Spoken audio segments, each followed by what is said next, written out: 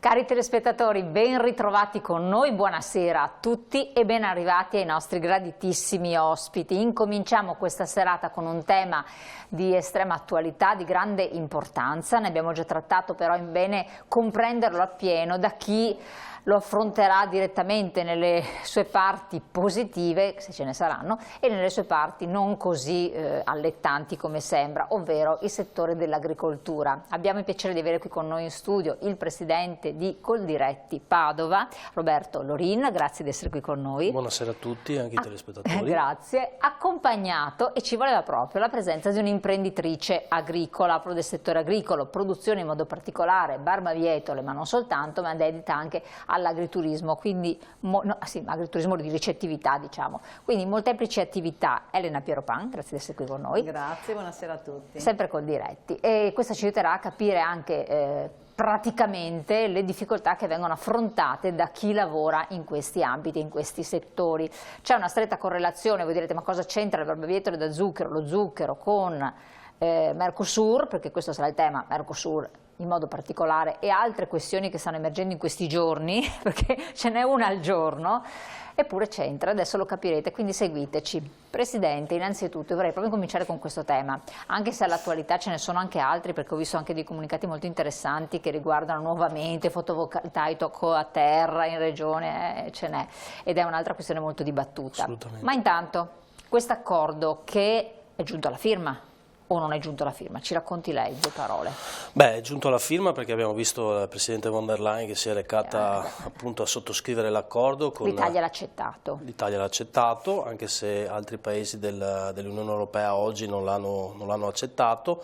Noi tra l'altro proprio nella giornata di domani come associazione di categoria saremo a Strasburgo, nella sede del Parlamento Europeo, proprio per far sentire la nostra voce di contrarietà rispetto a questo accordo, perché l'accordo sì è stato firmato, però oggi spetta praticamente al Parlamento Europeo poi ratificarlo, per cui noi auspichiamo che ci siano ancora dei margini di trattativa su alcuni punti che noi riteniamo fondamentali perché questo accordo possa essere fattivo. Noi, come dicevo, ho anche già detto in altre occasioni, non siamo contrari di per sé all'accordo Mercosur di libero scambio, anzi il fatto che le merci possano circolare è chiaro, è un valore aggiunto anche per la nostra economia italiana e per il nostro settore agroalimentare, che potrebbe avere sicuramente delle possibilità importanti di sviluppo in quel territorio. Però è chiaro che noi ribadiamo un tema che per noi è fondamentale, che è il tema della reciprocità. Cosa significa reciprocità? Significa che qui in Europa e soprattutto anche in Italia abbiamo degli standard qualitativi di produzione che sono altissimi, cioè abbiamo controlli adeguati, abbiamo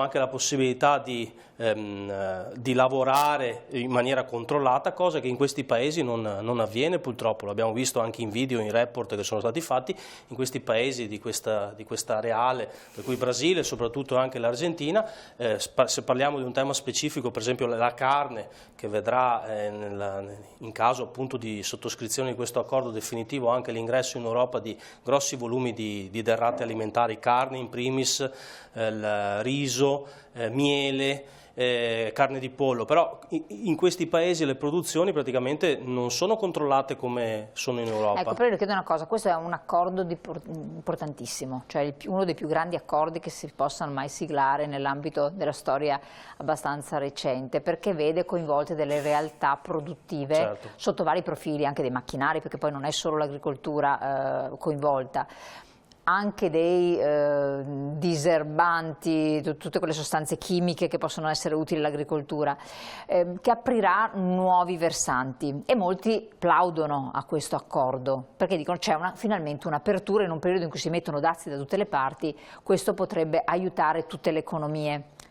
Voi non vi sentite avvantaggiati, visto che è stata posta, adesso mi pare 54, non mi ricordo quanti prodotti italiani, una grande tutela, una grande protezione vera e propria, quindi avvantaggiati nell'esportare questo?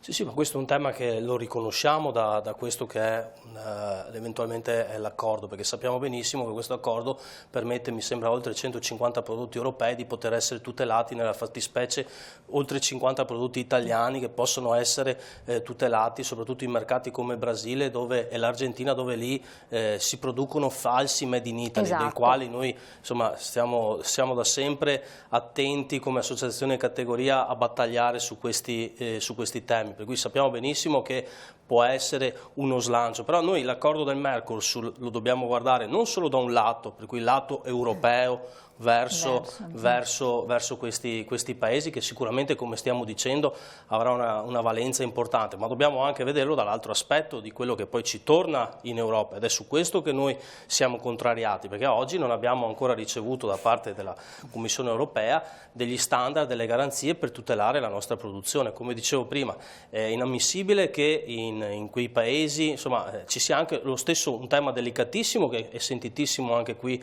da noi, è il tema dello sfruttamento delle persone, del lavoro, di minori. Qui abbiamo in quei paesi decine di episodi, di casi dove, ahimè, purtroppo c'è uno sfruttamento importante. E qui, per esempio, in Europa siamo molto attenti, anche se dopo sappiamo che ci sono sempre, ahimè, purtroppo il caporalato nei noi. Però anche in Veneto. questo è un primo esempio. Come dicevo prima in apertura, c'è anche il tema molto sensibile di quello che è l'utilizzo di molecole, di agrofarmaci, che qui in Europa sono vietati da 30 anni. E anche questo ci fa un po' riflettere sul fatto che le stesse industrie farmaceutiche, soprattutto tedesche, dove ci sono le due più importanti industrie farmaceutiche, per cui producono prodotti che non possono più essere utilizzati qui in Europa, però li portano in quei paesi lì dove possono essere utilizzati, e poi ci ritorna il cibo che contiene questi principi attivi che sono cancerogeni, perché l'abbiamo visto, cioè, il Brasile, dai dati che ho visto, oltre il 33% delle molecole che utilizzano lì in Brasile sono vietate in Europa. Però quando noi ci troviamo ad prendere la carne argentina, faccio l'esempio, un nome che mi viene in mente, anziché un altro prodotto che viene da questi paesi, ce ne sono da noi, questi che caratteristiche hanno? Hanno dei controlli oppure comunque arrivano come altri prodotti? Come le dicevo prima, gli standard di controlli sono completamente diversi. Quindi già adesso ci sarebbe questo problema? Ma assolutamente ce l'abbiamo anche adesso. Qual è il vantaggio del Mercosur rispetto a queste importazioni? Per proprio lo spieghi ai telespettatori che magari dicono: ma se già ci arriva sta cosa qua, che cosa comporterebbe questo? Il tema è che questo accordo aumenterebbe in maniera notevole l'importazione di questi prodotti da questi paesi. Perché c'è una facilitazione? Sì, perché ci sarebbe una facilitazione, anche perché nel tavolo della trattativa si stanno mettendo giù in maniera anche molto trasparente le tonnellate di carne che possono entrare, le tonnellate di carne di pollo, il miele, il riso, poi parleremo anche dello zucchero, per cui sul tavolo c'è una serie di quantitativi molto importanti che chiaramente da un lato c'è il tema della sicurezza alimentare, sul quale noi insomma come associazione categoria ci siamo sempre battuti e fatti garante. Dall'altra parte c'è anche il pericolo che anche queste merci che poi entrano, se non ben gestite con dei sistemi di garanzia che sono stati sì messi sul tavolo, però oggi non ci soddisfano, possano compromettere anche quello che è il valore stesso delle nostre produzioni locali, perché dopo, nel momento in cui arriva un prodotto che ha dei costi completamente diversi, perché si possono fare in determinate maniere, viene qui in Europa, è chiaro che volente o nolente si scontra con quella che è la realtà del mercato europeo e comunque fa diciamo livello, per cui su questo noi siamo particolarmente preoccupati. E dopo un tema è quello che non ci soddisfa assolutamente, che sono i controlli, cioè oggi quotidianamente nel porto di Rotterdam entrano migliaia di navi che scaricano continuamente container di merci che provengono da tutto il mondo. Però se di tutti questi container il controllo, almeno dai dati che abbiamo, solo il 3% viene campionato e con l'accordo del Mercosur ci si garantisce il 4% del controllo, noi assolutamente non siamo d'accordo. Tutta la merce deve essere controllata a tutela e a garanzia del cittadino europeo. È che si rischia di fermare derrate alimentari, lei sa cosa stiamo parlando, per chissà quanto tempo per effettuare i controlli che quando parliamo di controlli in qualsiasi ambito apre il cielo. Qui in Italia noi i controlli li abbiamo, cioè in Italia, in Europa abbiamo un sistema di controllo che è sicuramente capillare e certosino, per cui all'interno di questo accordo deve essere trovato un sistema di avere la possibilità di controllare questo prodotto, perché noi vogliamo garantire al nostro cittadino la possibilità della salvaguardia anche del proprio benessere. E poi dopo c'è un altro tema che a noi sta particolarmente a cuore, che lo sa benissimo, è il tema dell'etichettaggio. l'etichettatura. No, infatti ci stavo arrivando, aspetta un attimo, perché infatti ci stava arrivando l'etichettatura.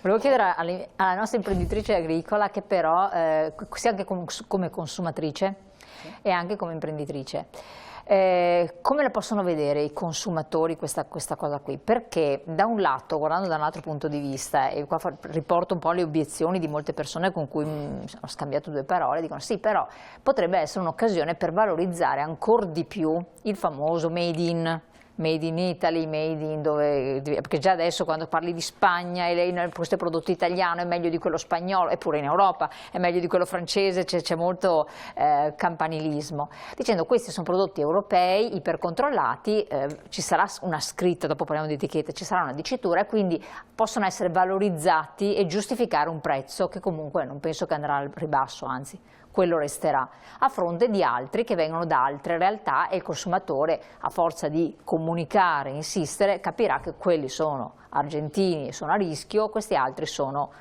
nostrani, come è avvenuto col grano, perché alla fin fine il grano, tutti a ricerca del grano italiano, quando si era fatta una gran campagna delle valenze dell'altro tipo di grano turco. Cosa ne pensa? Come consumatrice e come imprenditrice? Allora, provo a spiegarvelo con l'esempio dello zucchero, che secondo me è molto calzante. Intanto, l'unico zucchero italiano è lo zucchero di Copro B Italia Zuccheri, che è una cooperativa di 7.000 partecipanti, 4.000 e 3.000, cioè fra soci conferenti e soci della cooperativa, e produciamo zucchero italiano. Perché possiamo dire che è proprio italiano? Perché abbiamo una filiera tracciata completa, cioè dalla semina al confezionamento la seguiamo tutta quanta e abbiamo dei disciplinari estremamente rigidi. Noi sì che veniamo controllati ogni anno. Addirittura adesso siamo entrati in una certificazione SQNP, che è tipo quella delle apine per il miele, se vogliamo.